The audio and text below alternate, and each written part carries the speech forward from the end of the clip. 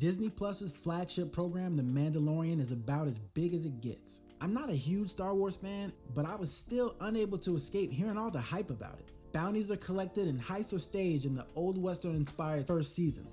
I'm not as enamored as the rest of the world is with Baby Yoda. But damn, he cute though.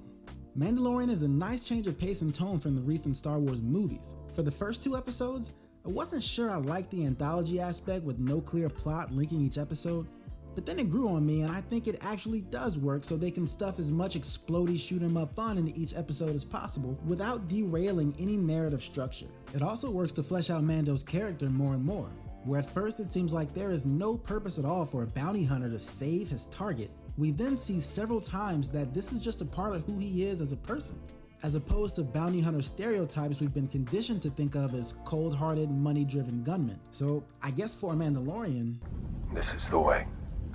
Is it me or does this guy sound like Zex Marquis from Gundam Wing? These men have no right to be given any power. Mando is surprisingly likable for a guy we can almost never see, and Pedro Pascal's raspy voice matches perfectly with Mando's loner stoicism.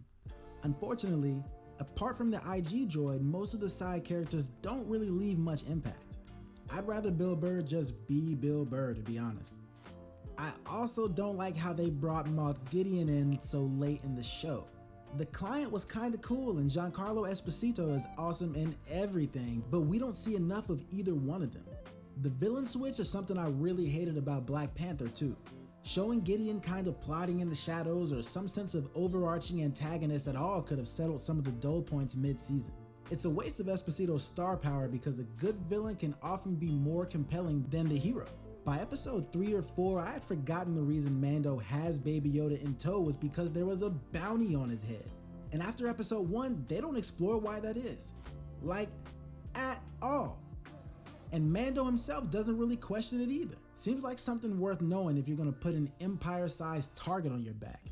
The Mandalorian is a much needed bright spot among recent Star Wars titles and something you don't have to be a longtime fan of to get into, although it definitely helps. I feel like all the hype is a bit much and was greatly helped out by the gargantuan amount of Baby Yoda memes, and when almost everything Star Wars related in the past 20 years has either been bad or just alright, something pretty good can look like the Holy Grail. But it is pretty good. Here's hoping season 2 doesn't edge us all the way to the end for us to get some answers around Baby Yoda, Gideon, and Mando's backstory. I love you, but we really gotta go right now. Fine, it was fun while it lasted.